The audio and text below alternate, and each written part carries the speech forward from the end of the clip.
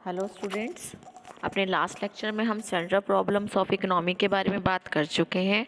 आज के इस लेक्चर में हम बात करेंगे प्रोडक्शन पॉसिबिलिटी कर्व और फ्रंटियर कर्व की, और इसके अलावा बात करेंगे अपॉर्चुनिटी कॉस्ट की। तो देखो बेटा, कल के लेक्चर में मैंने आपको बताया था कि कोई भी इकोनॉमी हो, चाहे वो डेवलप कंट्री की है, अंडर डेवलप्ड की है या फिर डेवलपिंग कंट्री की है, उन सबको सेंट्रल प्रॉब्लम फेस करनी पड़ती है। और 3 टाइप्स ऑफ सेंट्रल प्रॉब्लम्स होती है, जिनका नाम था what to produce, how to produce, for whom to produce. तो देखो, हमने एक चीज़ और पढ़ी थी कि जो रिसोर्सेज हैं वो तो लिमिटेड हैं, बट जो यूजेस ऑफ रिसोर्सेज हैं वो अनलिमिटेड है। बिकॉज जो नीड्स हैं ह्यूमन नीड्स की, जो ह्यूमन बींग्स की जो नीड्स हैं वो क्या है, हमारी अनलिमिटेड है। इस वजह से जो रिसोर्सेज के भी यूज़ होते हैं वो क्या होते हैं, अनलिमिटेड होते हैं। ठीक है बेटा। तो जो प्रोडक्शन पॉसिबिलिटी कर्व है वो ही बताता है कि किस तरह से जो सेंट्रल प्रॉब्लम्स है किसी भी इकोनॉमी की, वो हम ग्राफिकल प्रेजेंटेशन के थ्रू शो कर पाते हैं। तो प्रोडक्शन पॉसिबिलिटी कर्व क्या है? Production possibility curve graphical presentation है किस चीज़ की, जो शो करती है क्या, central problems of an economy.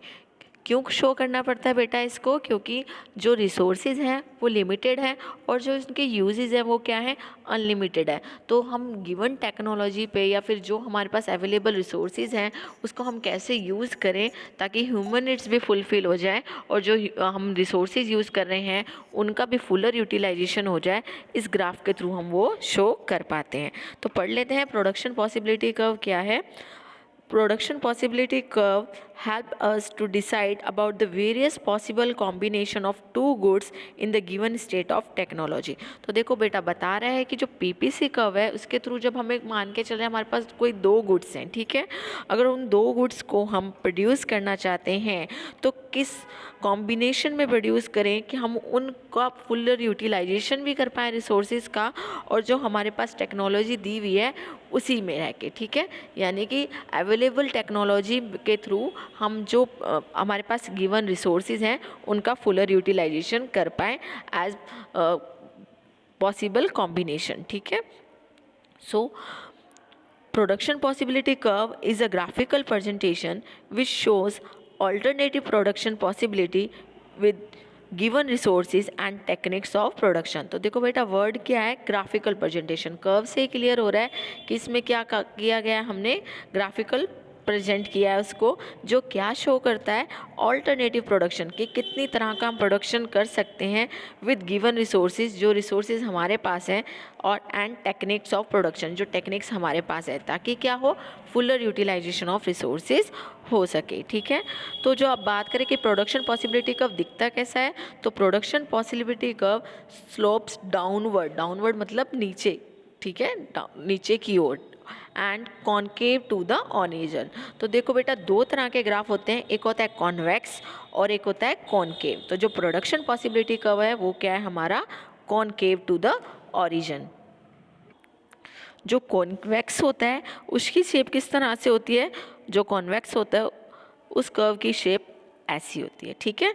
और जो कॉनकेव होता है कर्व, उसकी शेप ऐसी होती है, ठीक है। अगर हम ग्राफ की बात करें तो ये हमारा कॉनकेव है, और अगर हम कॉन्वेक्स की बात करें तो ये हमारा कॉन्वेक्स है। कहने का मतलब है, अगर ग्राफ की शेप ऐसी है, सी की तरह है और बाहर की तरफ उसका मुंह है, तो ये हमारा हो गया कॉन्वेक्स, और अगर ग्राफ की शेप ऐसी है तो ये हमारा क्या हो गया, कॉनकेव। तो बता रहे हैं कि जो प्रोडक्शन पॉसिबिलिटी कर्व है वो कैसा है, हमारा कॉनकेव टू द ऑरिजिन।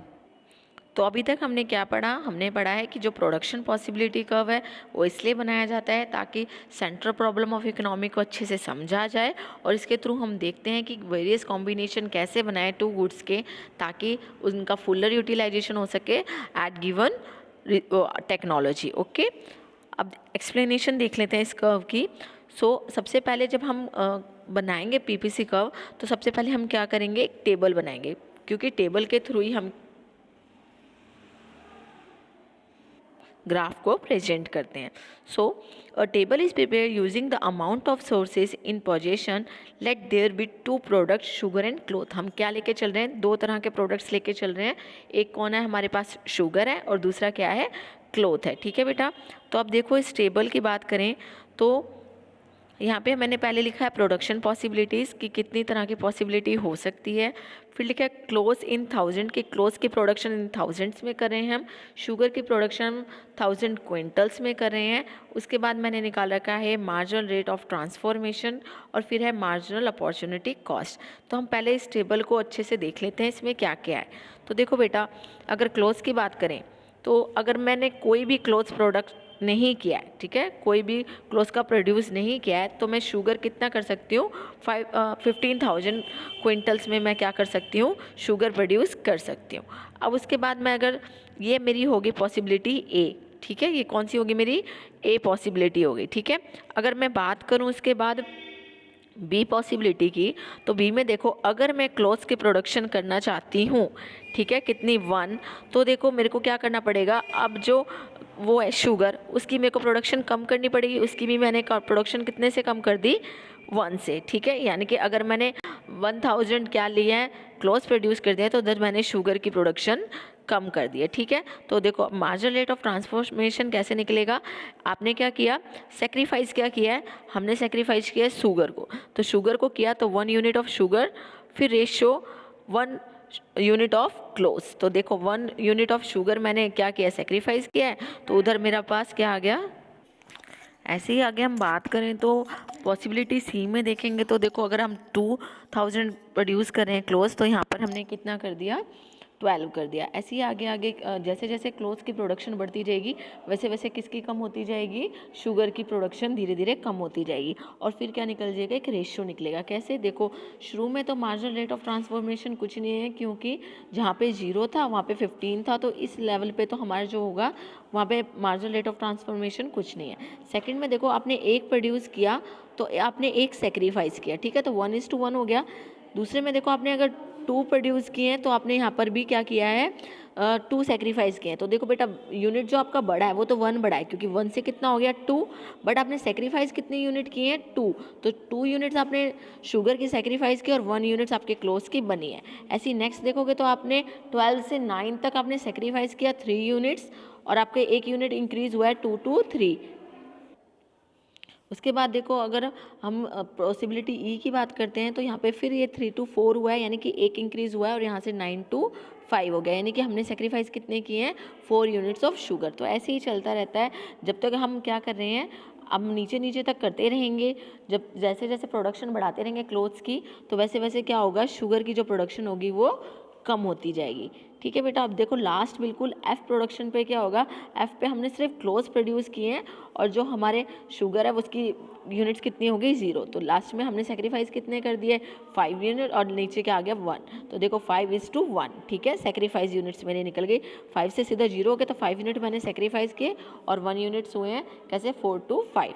तो इसको हम क्या कहते हैं, मार्जिनल रेट ऑफ ट्रांसफॉर्मेशन। इसका फॉर्मूला क्या है कि जितना चेंज हुआ है शुगर की क्वांटिटी में, ठीक है, अपॉन में चेंज इन क्लोज। तो शुरू में 1 चेंज हुआ था तो 1 इंक्रीज़ हुआ, फिर यहाँ पे 2 डिक्रीज़ हुए तो यहाँ पर 1 इंक्रीज़ हुआ, फिर यहाँ 3 डिक्रीज़ हुए तो यहाँ 1 का प्रोडक्शन हुआ, फिर 4 डिक्रीज़ हुए तो 1 का, ठीक है। तो इस तरह से हमारा बन जाता है मार्जिनल रेट ऑफ ट्रांसफॉर्मेशन, ठीक है। फिर आ जाता है हमारा मार्जिनल रेट ऑफ, इसको हम बोलते हैं मार्जिनल अपॉर्चुनिटी कॉस्ट, जितना हम सेक्रीफाइस करते हैं। इसमें कितना किया 1, इसमें कितना किया है 2, इसमें कितना किया 12 to 9 है तो 3, फिर 9 to 5 हो जाए तो 4, और 5 to 0 है तो 5। तो इस टेबल के थ्रू हमें पता चलता है कि जैसे जैसे प्रोडक्शन ऑफ क्लोथ इंक्रीज़ होता जाता है वैसे वैसे प्रोडक्शन ऑफ शुगर डिक्रीज़ होता रहता है, ठीक है बेटा। अब इसमें एक और चीज़ हमने पता की है, वो हमें क्या पता चला है कि resources from one production has transfer to produce other. एड बता रहा है कि अगर आप किसी चीज़ को प्रोड्यूस कर रहे थे और आप दूसरी चीज़ प्रोड्यूस करना चाहते हैं तो आप क्या कर रहे हो, ट्रांसफ़र करें, ट्रांसफ़र हो रहा है ना, इसलिए हम इसको मार्जिनल रेट ऑफ ट्रांसफॉर्मेशन भी कहते हैं। क्योंकि पहले जो हम चीज़ प्रोड्यूस कर रहे थे अब उस चीज़ को छोड़ के हम दूसरी चीज़ प्रोड्यूस कर रहे हैं, तो हम उसको क्या बोलते हैं, मार्जिनल रेट ऑफ ट्रांसफॉर्मेशन। इसलिए इसका नाम क्या है, ट्रांसफॉर्मेशनल कर्व भी इसका अनदर नेम है, ठीक है। उसके बाद देखो अब हमने बात की है इसमें प्रोडक्शन पॉसिबिलिटी कर्व की, तो देख लेते हैं प्रोडक्शन पॉसिबिलिटी कर्व इस तरह से बनेगा बेटा, ठीक है। यहाँ पर आपने क्या किया है, अगर बात करी जाए तो यहाँ पे आपने एक्स एक्सिस पे लिया है क्या, एक्स एक्सिस पे आपने लिया है क्लोज और वाई एक्सिस पे आपने क्या लिया है, शुगर, ठीक है। तो आप क्या किया है, सिर्फ हमने प्लॉट किए हैं वैल्यूज़ 1 2 3 4 5, शुगर की भी हमने प्लॉट किए हैं 0 2 4 6 8, हमने एक क्या लिया है, स्केल लिया है, जिसके थ्रू हम क्या कर रहे हैं, जो डिफरेंस लिया हमने वो क्या लिया है, इक्वल लिया है। इसके बाद हम ग्राफ बनाएंगे। तो बेटा टेबल को देख के अगर आप ग्राफ बनाओगे पूरा तो सेम ऐसे ही ग्राफ बनेगा। शुरू में हमने पढ़ा था कि हमने 15 यूनिट्स प्रोड्यूस किए हैं, तो हमने क्लोज 0 किए थे, तो देखो शुगर 15, क्लोज 0, और लास्ट में हमने क्या किया था, सारे ही क्लोज पे खर्च कर दिए थे, और हमारी जो वो बनी थी शुगर उस पर कुछ नहीं हुआ था, तो 5 यूनिट्स किसकी आगे, क्लोज की। तो जैसे जैसे देखो बेटा 15 से क्या हो रहा है, इधर ये नीचे नीचे जाके जो हमारे शुगर है वो 0 तक पहुंच जाते हैं। क्यों? क्योंकि हम क्लोज की प्रोडक्शन बढ़ा देते हैं। तो इस डायग्राम के थ्रू आपको क्या समझ में आ रहा है, ये समझ में आ रहा है कि जैसे जैसे आप प्रोडक्शन ऑफ क्लोज बढ़ा रहे हैं वैसे वैसे आपकी जो शुगर है की प्रोडक्शन है वो क्या हो रही है, डिक्रीज़ हो रही है। क्लियर? अब इसके बाद देखो बेटा एक और चीज़, अगर आप यहाँ पे प्रोडक्शन करते हैं, ठीक है, यानी कि ये लेवल जो आपका है जहाँ पे लाइन है, ये आपका फुल यूटिलाइजेशन ऑफ रिसोर्सेज है। क्या है आपका? Full utilization of resources. But अगर आप रिसोर्सेज का फुल यूटिलाइजेशन नहीं करते हैं और जो आपका प्रोडक्शन आप इतना कर सकते हैं 15 यूनिट कर सकते हैं, पर आप 15 ना करके 14 करें या उससे कम करें, तो वो कहलाएगा आपका अंडर यूटिलाइजेशन ऑफ रिसोर्सेज। मतलब आप यूटिलाइज तो कर सकते थे पर आपने उतना नहीं किया, आपने उससे कम यूटिलाइज किया रिसोर्सेज को, तो हम क्या बोल सकते हैं उसको, अंडर यूटिलाइजेशन ऑफ रिसोर्सेज। अगर मैं एग्जाम्पल के तौर पर बोलूँ तो देखो अगर हम 9 यूनिट प्रोड्यूस करें किसकी, शुगर की, और अगर मैं 2 यूनिट्स प्रोड्यूस करूं किसकी, क्लोज की, तो ये अंडर यूटिलाइजेशन हो गया। ठीक है, क्योंकि जब मैं 9 यूनिट प्रोड्यूस करूंगी शुगर की, तो जो फुल यूटिलाइजेशन होगा वो किस पे होगा, जब मैं 3 यूनिट्स प्रोड्यूस करूं क्लोज की। तो आई होप आपको क्लियर हो गया होगा कि फुल यूटिलाइजेशन क्या होता है और अंडर यूटिलाइजेशन क्या होता है। बट अगर मैं बात करूं ओवर यूटिलाइजेशन, तो वो पॉसिबल ही नहीं है, क्योंकि हमारा प्रोडक्शन बस यहीं तक है। अगर मैं यहाँ की बात करूं तो हम यहाँ प्रोडक्शन नहीं कर सकते। क्यों? क्योंकि स्कार्सिटी, हमारे पास यहाँ पे रिसोर्सेज अवेलेबल नहीं है, स्कार्सिटी है, इस करके हम क्या करेंगे, हम अंडर यूटिलाइजेशन कर सकते हैं, फुल यूटिलाइजेशन कर सकते हैं, बट ओवर यूटिलाइजेशन नहीं कर सकते क्योंकि रिसोर्सेज अवेलेबल नहीं है। अब बात कर लेते हैं अपॉर्चुनिटी कॉस्ट की। वर्ड क्या है बेटा? Opportunity cost. अगर हम नॉर्मली समझे कि अपॉर्चुनिटी कॉस्ट का क्या मतलब होता है, तो अपॉर्चुनिटी कॉस्ट का मतलब होता है cost of next best alternative. कहने का मतलब ये है कि जब हम कोई चीज़ एक प्रोड्यूस करते हैं तो हम दूसरी वाली चीज़ को, उसका प्रोडक्शन छोड़ देते हैं। ठीक है, अगर मान के चलो कि आप कार प्रोड्यूस करना चाहते हैं या टीवी प्रोड्यूस करना चाहते हैं, आप क्या करते हो, कार प्रोड्यूस करना समझते हो, टीवी को प्रोड्यूस नहीं करते, तो जो आपका अपॉर्चुनिटी कॉस्ट हो गया वो क्या हो गया, प्रोडक्शन ऑफ टीवी। मतलब जो चीज़ छोड़कर आप कोई और चीज़ बनाते हो, तो जो चीज़ आपने छोड़ी है वो आपकी क्या कहलाती है, अपॉर्चुनिटी कॉस्ट। यानी कि अगर आप कार प्रोड्यूस नहीं करते तो आप क्या प्रोड्यूस करते, टीवी। तो इसीलिए इसको हम क्या बोलते हैं, cost of next best alternative. की अगर आप एक ये चीज़ जो आप कर रहे हैं, अगर आप ये नहीं करते तो आप क्या करते हैं नेक्स्ट। ठीक है, तो concept of opportunity cost simply tells us that if we want to produce product in place of other, ठीक है, अगर हम एक प्रोडक्ट दूसरे प्रोडक्ट की जगह बना रहे हैं, तो what sacrifice of the other product we will have to make for it. तो हमें क्या सेक्रीफाइस करना होगा। अभी मैंने आपको एग्जांपल दिया कि अगर मैं कार प्रोड्यूस करना चाहती हूँ या टीवी प्रोड्यूस करना चाहती हूँ, मैंने कार प्रोड्यूस की है, तो मैंने किस चीज़ का सेक्रीफाइस किया है, प्रोडक्शन ऑफ टीवी। ठीक है, so opportunity cost is an alternative cost as what has been sacrificed to have more of certain other product। तो क्या बताता है ये कि क्या चीज़ मैंने सेक्रीफाइस की है एक चीज़ को प्रोड्यूस करने में। ठीक है बेटा, तो अगर अपॉर्चुनिटी कॉस्ट की बात की जाए सो इसमें डेफिनेशन भी लिखी हुई है। तो opportunity cost is the good is the value of the next best alternative. ठीक है, लिखा हुआ है इस पर, क्या लिखा हुआ है यहाँ पे देखो, नेक्स्ट बेस्ट ऑल्टरनेटिव। ठीक है, गुड सेक्रीफाइस फॉर इट, आपने जो सेक्रीफाइस किया है। इसमें भी एग्जांपल दिया हुआ है, if given values of the resources can produce either a car और 20 टीवीज। तो आप क्या करते हो, कार प्रोड्यूस करनी है या फिर 20 टीवीज प्रोड्यूस करनी है। तो अगर आप कार प्रोड्यूस करना चाहते हो, 20 टीवी सेक्रीफाइस कर रहे हो, तो आपका अपॉर्चुनिटी कॉस्ट क्या हो जाएगा, 20 TVs. So the opportunity cost of a car is not its market price but 20 TV, क्योंकि आप क्या सेक्रीफाइस कर रहे हो, उसकी जगह 20 TV को सेक्रीफाइस कर रहे हो। इस एग्जाम्पल के थ्रू आपको और इजीली समझ में आ जाएगा। तो देखो बेटा, इसमें बताया है नंबर ऑफ मशीन। अगर आप एक मशीन प्रोड्यूस कर रहे हो तो production of jacket at given inputs, तो आप क्या क्या प्रोड्यूस कर सकते हो? आप 20,000 जैकेट प्रोड्यूस कर सकते हो या एक मशीन कर सकते हो, 22,000 जैकेट्स कर सकते हो या एक मशीन कर सकते हो, 2400 जैकेट प्रोड्यूस कर सकते हो या एक मशीन प्रोड्यूस कर सकते हो, 2600 जैकेट प्रोड्यूस कर सकते हो या एक मशीन प्रोड्यूस कर सकते हो। तो इसमें क्या बता रहा है कि आप प्रोड्यूस तो सिर्फ एक मशीन ही कर रहे हैं, बट लेकिन धीरे धीरे आप क्या कर रहे हैं, प्रोडक्शन ऑफ जैकेट आप कितना ज़्यादा सेक्रीफाइस करें हैं। जब पहली बार आप देखें पॉसिबिलिटी ए में, तो पॉसिबिलिटी ए में अगर आप एक मशीन प्रोड्यूस करें तो आपको कितनी सेक्रीफाइस करनी पड़ रही थी? 2,000 जैकेट्स। बट अगर आप देखें पॉसिबिलिटी डी में, तो अगर आप एक ही मशीन प्रोड्यूस कर रहे हो तो पर आप सेक्रीफाइस कितनी कर रहे हो? 2,600 जैकेट्स। तो हमने अपॉर्चुनिटी कॉस्ट का मतलब क्या होता है? Opportunity cost means cost of next best alternative, यानी कि एक चीज़ प्रोड्यूस करने के लिए आपने जो चीज़ सेक्रीफाइस की है वो उसका क्या कहलाता है? Opportunity cost. अब बात कर लेते हैं मार्जिनल अपॉर्चुनिटी कॉस्ट की, जिसका सेकेंड नेम क्या है? Marginal rate of transformation.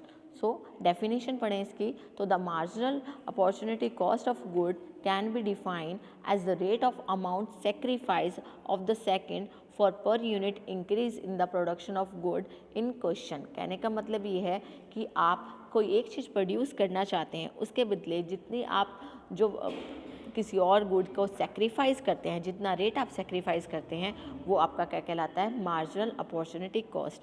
I repeat कि जितना आप एक प्रोडक्शन को एक गुड को प्रोड्यूस करना चाहते हैं, उसके लिए जितना रेट आपने किसी और का सेक्रीफाइस किया है वो आपका क्या होता है? Marginal opportunity cost. ठीक है, तो अगर हम इसका फॉर्मूला देखें तो marginal opportunity cost is equal to, देखो पहला क्या है, इसको डेल्टा वाई बोलते हैं, डेल्टा वाई अपॉन में डेल्टा एक्स, और loss of output of Y upon में गेन ऑफ आउटपुट एक्स, यानी कि कितना आपने सेक्रीफाइस किया किसको? किसी और चीज़ को पाने के लिए।